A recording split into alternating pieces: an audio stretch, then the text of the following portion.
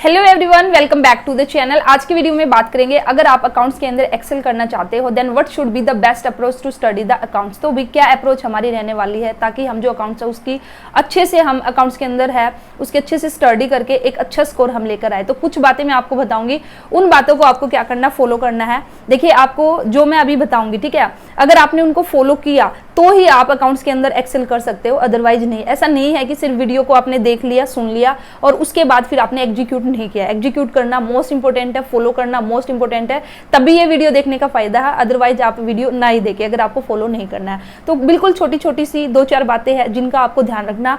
और अगर मैं यहाँ पे बात करती हूँ, जो बच्चे टॉपर्स रहते हैं, ठीक है, तो टॉपर्स जो बच्चे हैं वे बेसिकली इन्हीं बातों को फॉलो करते हैं और इन्हीं छोटी छोटी बातों की वजह से वे टॉप करते हैं। देखिए, 100% अगर मैं बात करती हूँ, 100% स्टूडेंट में से 5% स्टूडेंट ही टॉपर निकलते हैं, बाकी के 95% बच्चे हैं जो कि एवरेज रहते हैं। तो वे उसमें ऐसा क्या है, सिर्फ 5% बच्चे ही ऐसे क्यों है जो कि टॉपर है? क्योंकि उन्होंने एक अच्छे वे में एक स्ट्रेटेजी बना के, और जो अभी ये मैं बातें बताऊंगी इनको फॉलो करके उन्होंने अपनी स्टडी की है और इसी वजह से उन्होंने टॉप किया है। तो आप भी ध्यान से सुनना, आप भी नेक्स्ट टॉपर आप भी हो सकते हो। तो देखिए, सबसे फर्स्ट पॉइंट आपका क्या है, अकाउंट्स के अंदर अकाउंट्स की जो स्टडी है वो आपको कैसे करनी है। फर्स्ट पॉइंट है जो कि मोस्ट इंपोर्टेंट है, आपका कॉन्सेप्चुअल क्लैरिटी। तो अकाउंटेंसी के लिए मोस्ट इंपोर्टेंट है कि भी आपके जो कॉन्सेप्ट है ना वो बिल्कुल क्लियर होने चाहिए। कॉन्सेप्ट में कहीं पे भी आपको प्रॉब्लम नहीं आनी चाहिए। तो जो कॉन्सेप्चुअल क्लैरिटी फर्स्ट पॉइंट है, ये आपको ध्यान में रखना। अपने जो कॉन्सेप्ट है ना उनको बिल्कुल क्लियर करके चले, कोई भी डाउट किसी भी तरह का आप न रखे।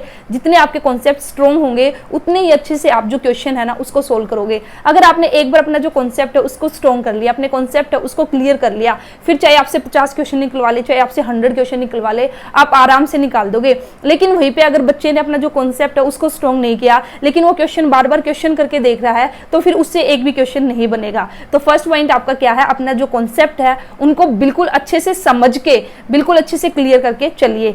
सेकंड पॉइंट अब आपका क्या है, अब आपने जो कॉन्सेप्ट है ना उसको समझ लिया, ठीक है, आपने एक टॉपिक किया, उस जो कॉन्सेप्ट है उसको अच्छे से आपकी समझ में आ गया। जैसे आपने इंटरेस्ट ऑन कैपिटल है वो निकालना सीख लिया, इसका कॉन्सेप्ट है ना बिल्कुल आपका क्लियर है। अब आपको क्या करना, उसका एप्लीकेशन करना है। एप्लीकेशन का मतलब क्या है कि भी अब उसको अप्लाई कीजिए, अब उसका यूज करके देखिए।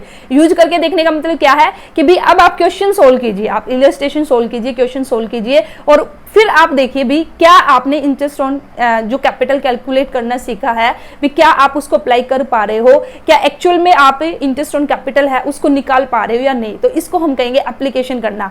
तो अगर आपने उसको निकाल लिया, इट मीन्स आपका कॉन्सेप्ट आपने उसमें कहीं पे भी कोई भी गड़बड़ नहीं है। लेकिन वहीं पर अगर आपसे क्वेश्चन नहीं बना, ठीक है, आप कहीं पे अटक गए, तो इट मीन्स भाई अभी थोड़ी सी कमी है, तो आप फिर से रिवाइज कीजिए। इंटरेस्ट ऑन कैपिटल का जो टॉपिक है आपने उसको अच्छे से समझ लिया, आपने उसका एक क्वेश्चन लगाया, अगर आपसे क्वेश्चन नहीं बना तो इट मीन्स अब आपको क्या करना, फिर से उसको रिवाइज करना। आपको चेक करना है कि भाई आपने कहाँ पे गलती की है, किस वजह से आपसे क्वेश्चन है वो नहीं बन रहा, ठीक है।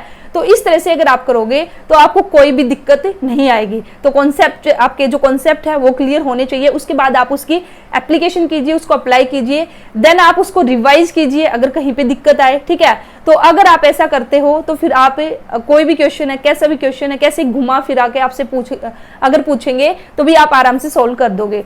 तो ये 2-3 बातें मैंने आपको बताई। इसी के साथ ही फिर आपको प्रैक्टिस, इनफ प्रैक्टिस, आपको बहुत सारी प्रैक्टिस है वो आपको करनी होगी। तो प्रैक्टिस के लिए आपको क्या करना होगा, जो कि मोस्ट इंपोर्टेंट टेस्ट, आप जितना हो सके उतना टेस्ट दीजिए। अगर स्कूल के अंदर टेस्ट हो रहे हैं तो वहाँ पे टेस्ट दीजिए। टेस्ट से आपको पीछे नहीं हटना, घबराना नहीं है। ये नहीं सोचना है कि भाई मैं अभी टेस्ट नहीं दूंगा, अभी मैं पहले पूरा सिलेबस कंप्लीट करूंगा उसके बाद में टेस्ट दूंगा, या फिर मैं तो एग्जाम ही दूंगा डायरेक्ट। ये गलती बिल्कुल मत करना।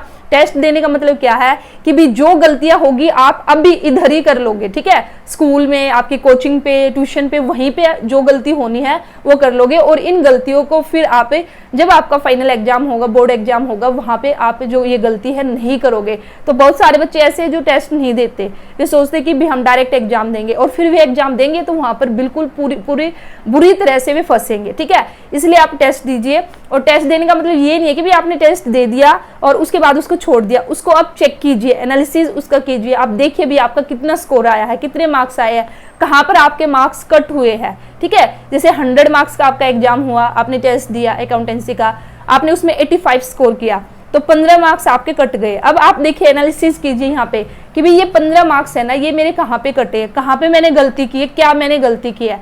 उस गलती को आप, एक नोटबुक है ठीक है, उसके अंदर आप उसको नोट कीजिए कि भाई हाँ मैंने इस क्वेश्चन में ये गलती की, इस वजह से मेरे 15 मार्क्स है यहाँ पे मेरे चले गए हैं।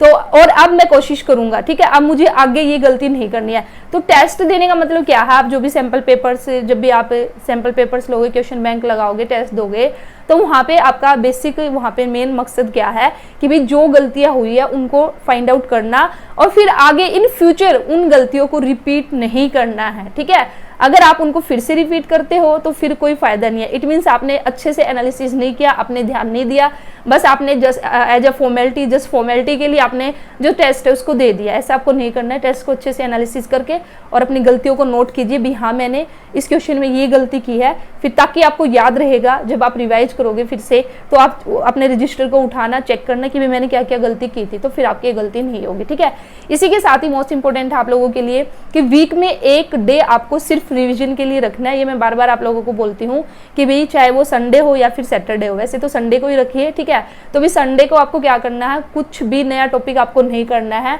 आपने जो भी वीक में जितना भी आपने किया है तो उसको रिवाइज करना है। तो एक दिन आपको रिवीजन करना है। रिवीजन आपका जो है मोस्ट इंपोर्टेंट है। बहुत से बच्चे ऐसे हैं जो सारे सिलेबस कर लेते हैं बट वे रिवाइज नहीं करते और इस वजह से फिर उनको कुछ भी याद नहीं रहता। या कुछ बच्चों के साथ क्या प्रॉब्लम होती है, वो बोलते हैं कि भाई हम जब साथ के साथ पढ़ते हैं ना तब तो हमें समझ में आ जाता, बट जैसे एक चैप्टर हमने कर लिया, फिर जैसे हम नेक्स्ट चैप्टर पे गए ना तो हम पीछे वाला चैप्टर है ना उसको भूल गए। तो इसमें ये किस वजह से है, ये आपका सिर्फ रिवीजन की कमी की वजह से है। तो जो बच्चे रिवीजन नहीं करते भी उनके साथ ये दिक्कत आएगी।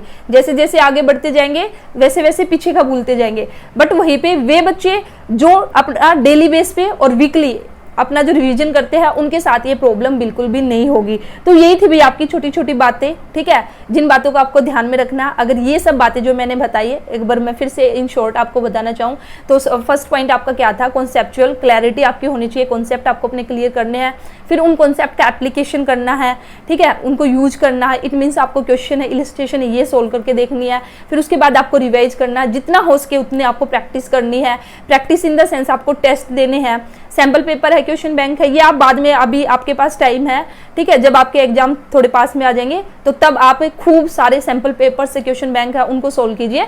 बट अभी के लिए तो आप अपना सिलेबस है उसी को कंप्लीट कीजिए और जो डेली बेस पे आपके टॉपिक हो रहे हैं उनका रिवीजन करते रहिए। ठीक है, तो ये छोटी छोटी बातें हैं, अगर इन छोटी छोटी बातों का आप ध्यान रखोगे तो डेफिनेटली आप अकाउंट्स के अंदर एक अच्छा स्कोर लेके आ सकते हो। इसी के साथ ही एक बात यहाँ पे और रहेगी जो मोस्ट इंपोर्टेंट है इन सभी कि अगर मैं बात करती हूँ इनके अलावा, ये इन सबसे ज्यादा मोस्ट इंपोर्टेंट क्या है, अकाउंटेंसी के लिए आपको क्या करना है, डेली अकाउंटेंसी को आपको टाइम देना है, डेली आपको अकाउंटेंसी को पढ़ना है। ठीक है, अगर आप डेली नहीं पढ़ते हो, सिर्फ ऐसे पढ़ते हो कि भी 2 दिन अकाउंट्स पढ़ लिया, फिर 2 दिन इकोनॉमिक्स पढ़ लिया, 2 दिन अपना बिजनेस स्टडीज, तब जाके फिर से अकाउंट्स का नंबर आएगा, तो भी फिर आप अकाउंटेंसी में बिल्कुल भी अच्छे से जो स्कोर है वो नहीं लेके आ पाओगे। ठीक है, तो अकाउंटेंसी आपसे प्रैक्टिस मांगती है और डेली टाइम मांगती है। डेली चाहिए आप आधा घंटा दीजिए, 1 घंटा दीजिए, वो आपके ऊपर डिपेंड करेगा कि भी किस तरह से आप टाइम को मैनेज करते हो, कितना टाइम आप निकाल सकते हो। बट डेली आपको अकाउंटेंसी है जो वो करनी होगी, चाहे आप डेली का 1 क्वेश्चन कीजिए, 2 कीजिए, 3 कीजिए, अपने कंफर्ट के अकॉर्डिंग, अपने टाइम के अकॉर्डिंग, बट आपको अकाउंटेंसी है उसको डेली ही आपको करना होगा। बस ये बातें आपको ध्यान रखनी है। अगर ये बातें जो मैंने अभी आपको बताई है, अगर इन बातों को आपने फॉलो कर लिया तो देखिए आज से ही अप्लाई करके देख लेना, और जब आपका बोर्ड एग्जाम होगा और उसके बाद जब रिजल्ट्स आएगा तो आप मेरे को बताना कि भी आपका कैसा रिजल्ट्स रहा, कैसा आपका एग्जाम गया। हाँ, लेकिन ये सारी की सारी बातें आपको फॉलो करनी होगी, तभी आपको बेनिफिट मिलेगा। सिर्फ सुन लेने से, देख लेने से और फिर उसको फॉलो नहीं करने से फिर आपको कोई भी बेनिफिट नहीं मिलेगा। तो यही था आज की वीडियो में। उम्मीद करती हूँ भी आप अब इन बातों को फॉलो करोगे और अपने जो अकाउंट्स की स्टडी है वो इसी तरह से करोगे और एक अच्छा स्कोर है वो अकाउंटेंसी के अंदर लेके आओगे। Best of luck, thank you.